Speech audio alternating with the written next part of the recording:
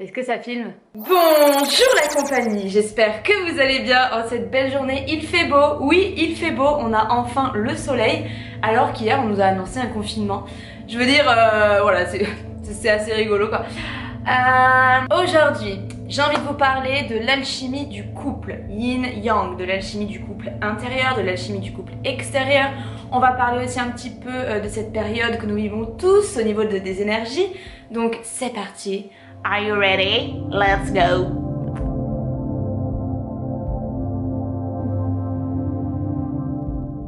Alors pour commencer dans cette vidéo, j'aimerais vraiment vous dire que nous sommes des êtres polarisés. Nous ne sommes pas des hermaphrodites. On a une personne femme du sexe féminin et une personne homme du sexe masculin. Mais en nous, nous avons les deux énergies. Donc une femme va avoir une énergie yang et une énergie yin. Ces deux énergies s'équilibrent en elles ou alors il y a une énergie qui va prédominer. Très souvent les énergies yin prédominent chez la femme, mais il y a également des énergies yang qui peuvent prédominer chez la femme. Vice versa chez l'homme c'est la même chose. Donc c'est très nuancé, il n'y a pas de généralité là-dedans. Il y a des personnes qui vont vraiment être plus yang, plus actives, qui vont être plus dans la matérialisation que plutôt dans l'observation par exemple, etc. Et c'est tout un cheminement à venir équilibrer en nous. Ce qui se passe à l'heure actuelle, c'est que nous sommes dans une société patriarcale, comme vous avez très souvent entendu ce terme, je l'imagine, où en fait l'homme, eh bien, il est venu mettre toute sa voix en fait. C'est la voix de l'homme qui a construit, enfin du moins l'énergie de l'homme qui a construit cette société dans laquelle on est. La femme, voilà, elle a été bafouée, le côté yin a été bafoué depuis de nombreuses années. Et regardez l'époque des sorcières, la chasse aux sorcières, le fait que les femmes n'aient rien le droit de dire dans un couple, voilà. Bien sûr là je fais une généralité, mais c'est quand même des mémoires qu'on se traîne depuis des millénaires en fait. Et là la femme commence à reprendre ses droits finalement. Et ce qui se passe dans notre société, c'est que l'homme a mis toute son énergie. À ce moment-là de la vidéo, j'ai vraiment l'image d'un mamelon en fait qu'on vient écraser tellement qu'il n'y a plus de lait. Ben en fait le lait c'est l'énergie masculine et c'est vraiment ce que j'ai visualisé.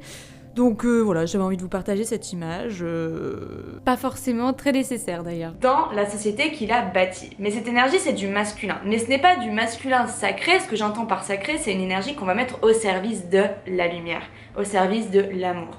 Et ce masculin sacré n'a pas du tout été mis au service de l'amour, mais à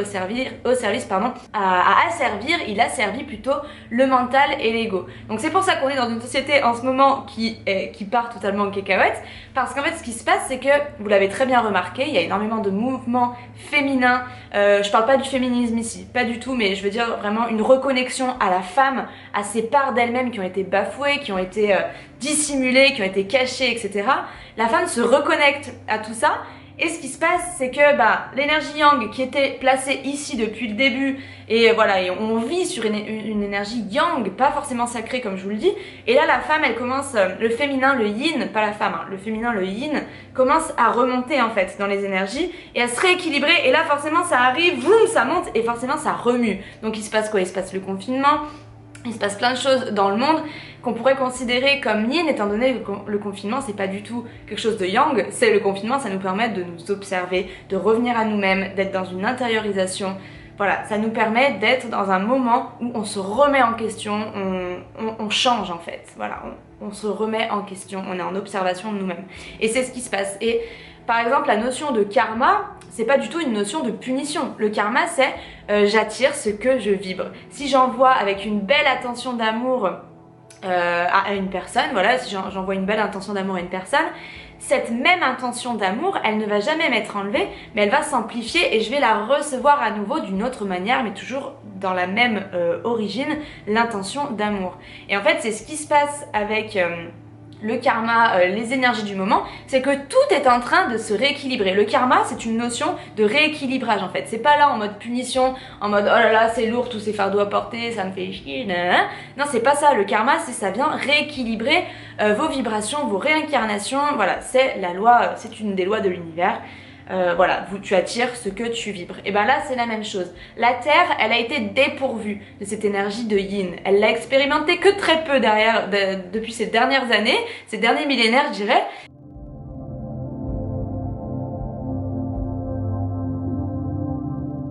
Et le yang a créé des choses dévastatrices, ce côté yang qui n'est pas sacré puisqu'on s'en est servi pour asservir l'ego et le mental, le pouvoir, etc.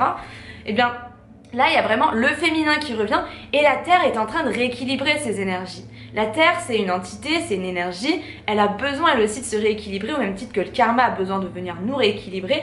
Là, la femme est en train de se rééquilibrer, le féminin pardon, parce que la femme non, mais le féminin est en train de se rééquilibrer. Donc je ne dis pas que c'est la femme qui est en train de reprendre le pouvoir, non, non, non, c'est la part yin en chacun de nous, hommes et femmes, parce qu'on a tous l'énergie yin et yang. Donc voilà où on en est pour le moment, et du coup c'est là en fait, le yang est là, le yin il commence à remonter, et là on est dans cette phase où en fait tout est en train de remuer, de se tasser, voilà, d'éliminer toutes les choses qu'on doit éliminer et ensuite voilà on va pouvoir s'équilibrer. Mais il n'y a pas de non mais il faut qu'on soit complètement féministe, il n'y a pas de voilà c'est nuancé, il faut un équilibre des deux.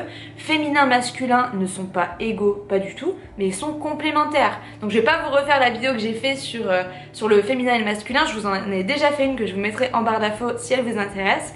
Mais vraiment c'est ça, nous avons besoin de ces deux énergies. Et à l'intérieur de nous, c'est pareil, c'est la même chose. Par exemple, les femmes se sont complètement calquées sur ce côté yang de la société, vous le voyez bien. Dès qu'on est fatigué, qu'on travaille moins, qu'on est moins productif, on se tape dessus, on culpabilise, on n'arrive pas à se reposer. Ça, c'est clairement une déformation du yang qui est asservi à l'ego, au pouvoir, au mental, etc. de notre société. Et nous, les femmes, on a complètement déteint là-dessus. Je sais pas d'éteindre, je sais jamais dans quel ordre ça se dit, si c'est je déteins sur toi ou tu déteins sur moi, mais bref vous avez compris. Nous on a pris ce côté yang, c'est-à-dire qu'il y a plein de femmes à l'heure actuelle qui ne s'écoutent pas, qui ne s'écoutent plus, parce que si elles ont envie de se reposer, elles vont se mettre... elles vont s'auto-saboter et elles vont continuer de travailler, elles vont être fatiguées et puis elles vont le payer plus tard et elles vont être irritées, elles vont être pénibles, ou même les hommes, hein, je veux dire, voilà. On va pas s'écouter et du coup ça va créer un énorme déséquilibre entre ces deux énergies. Vraiment ce qui est intéressant ici c'est d'alchimiser notre couple intérieur et de s'écouter totalement, vraiment. Je vous donne une petite anecdote. Moi j'avais un gros dossier à faire pour un projet que j'ai en ce moment. J'étais hyper fatiguée toute la semaine et je devais le rendre le jeudi. Du lundi au mercredi j'étais vraiment crevée, j'en pouvais plus, j'avais besoin de me reposer et tout. Je me suis pas jugée. Je me suis reposée pleinement, voilà, j'ai vraiment profité, je me suis pas dit oh là là je vais jamais avoir le temps de finir ce dossier pour jeudi, nanana. Et ce qui s'est passé c'est que jeudi j'étais en pleine forme et j'ai pu rendre mon dossier à 15h45, l'heure prévue. Donc voilà, c'est pour vous dire que une fois que vous vous écoutez véritablement, que vous vous faites confiance, tout se met en place de manière optimale, de manière parfaite. Donc faites-vous confiance vraiment. Le yin et le yang, c'est pas on se lève le matin et on se dit oh bah tiens aujourd'hui je vais faire une activité yang. Pas du tout. Ces énergies ne sont pas dissociées. Là, je suis en train de vous faire une vidéo. Ce qui se passe, c'est que l'acte de faire, l'acte de créer, de matérialiser dans le monde tangible, c'est un acte yang, l'action, l'activité, etc. Mais toutes les informations que je suis en train de recevoir en même temps, c'est une part de yin, parce que le yin, c'est une écoute intérieure, une observation, une canalisation, recevoir les idées, couver les idées, etc. Pareil pour la peinture. Vous êtes en train de peindre, rien n'est dissocié, hein. Votre yin et votre yang, ils sont tout le temps là, ils travaillent en même temps en fait, hein. Donc vous êtes en train de peindre, et bien ce qui se passe c'est que vous êtes en train de canaliser les idées, vous avez eu une idée, vous avez envie de peindre, vous avez envie de choisir les textures, les couleurs, le papier, machin.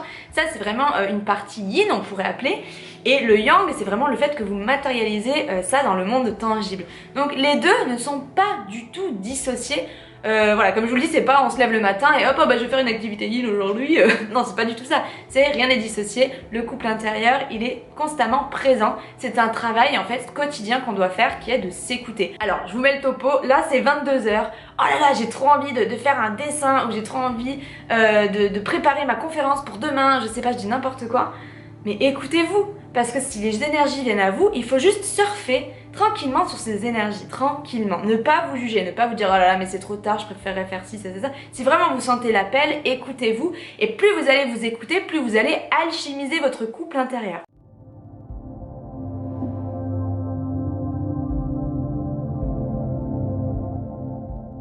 Une fois qu'on alchimise de jour en jour notre couple intérieur, bah, vous verrez que vous serez de plus en plus rayonnant, vous serez tellement dans votre lumière que les obstacles, il n'y en aura plus en fait, parce que vous serez vraiment...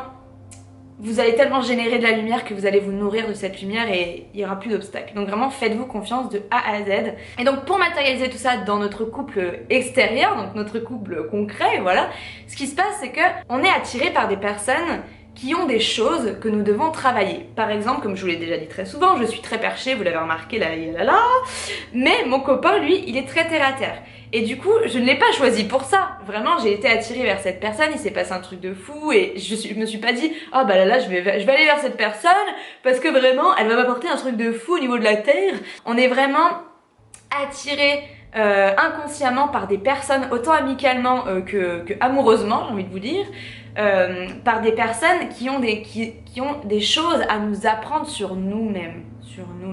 Et il y a un réel échange qui se fait sur le plan physique, sur le plan mental, sur le plan émotionnel, sur le plan spirituel, sur tous les plans. Voilà, je sais plus trop ce que j'ai dit, mais sur tous les plans, il y a un échange qui se fait. Autant dans une relation, vous allez chercher votre pain, vous allez rencontrer quelqu'un, vous allez discuter, nanani, vous rentrez chez vous, là il y a votre mec, pareil, vous discutez avec votre mec. Il y a des échanges de partout constamment qui permettent de nous ramener à nous-mêmes. Et donc ce qui est intéressant, c'est de comprendre que dans le couple, en fait, votre partenaire, c'est un rappel constant à ce que vous devez intégrer au quotidien en vous-même. Il y a autre chose que je voulais vous partager également, c'est le fait d'écouter ses envies.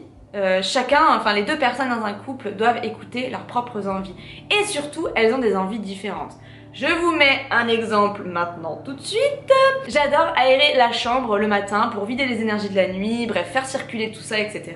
J'adore faire ça. Mon partenaire ne le fait pas, c'est pas du tout quelque chose qu'il appelle naturellement, c'est pas un besoin qu'il a, etc. Donc je vais pas aller lui prendre la tête pour lui dire « Ouais, mais moi je le fais tous les jours, tu pourrais peut-être le faire au moins une fois par semaine. » Je sais qu'il n'a pas les mêmes envies que moi à ce niveau-là. Une femme, dans les mémoires, je dis bien dans les mémoires, donc je fais pas une généralité par la suite de ce que je vais dire, mais dans nos mémoires de la femme, comme dans les mémoires de l'homme, les mémoires de l'homme, ça va être quoi? Ça va être « Faut pas pleurer, hein, faut être un dur, hein, faut protéger sa femme, ses enfants, faut travailler dur, il faut être voilà. Et la femme, ça va être « Oh, il faut bien recevoir les gens, il faut que la maison soit propre, il faut bien faire à manger, il faut être bonne à marier, là. Vous les connaissez celles-ci. » Eh bien, ce qui se passe, c'est que nous, les femmes, on a des mémoires inconscientes. On a des envies différentes. On a des aspirations naturelles différentes. Il faut donner de l'espace, il faut donner de la liberté. J'arrête pas de cracher et je crois que c'est les bons... On dit que c'est les bons acteurs qui crachent, mais bref, on s'en fout. C'est vraiment ça, c'est donner de la liberté, être dans la communication bienveillante, ne pas attendre que la cocotte minute, elle explose et qu'on soit tous en colère, etc.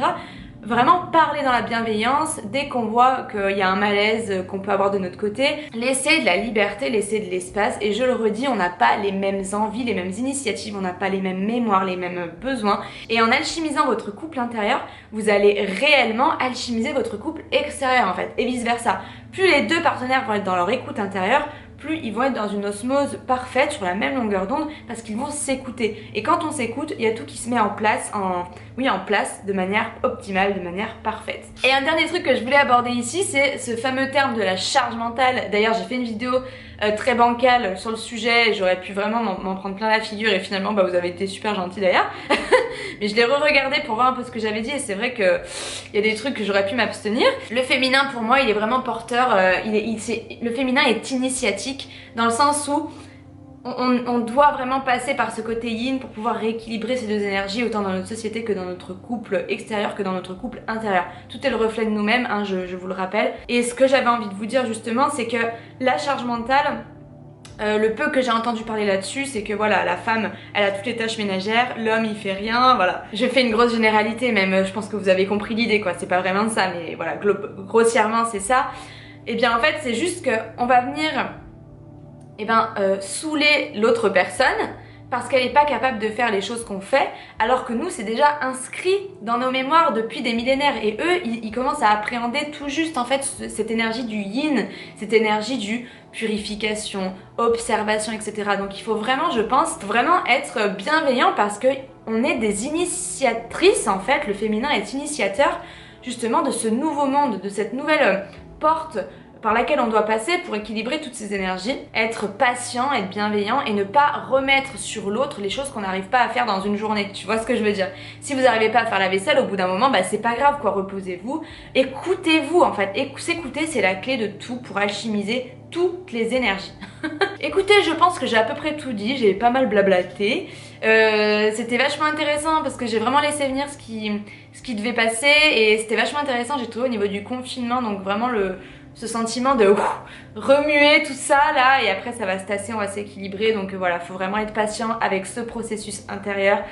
ce processus extérieur mais qui est intérieur finalement, parce que tout est, voilà, tout est relié, interconnecté, tout ce qui est en bas est en haut, tout ce qui est en haut est en bas, bref, vous m'avez compris. Je vous souhaite une très belle écoute de vous-même au quotidien, sans vous cracher, juste dans la bienveillance et dans l'amour. Je vous souhaite une lumineuse journée, non pas qu'elle le soit, mais que vous l'illuminiez de votre propre lumière.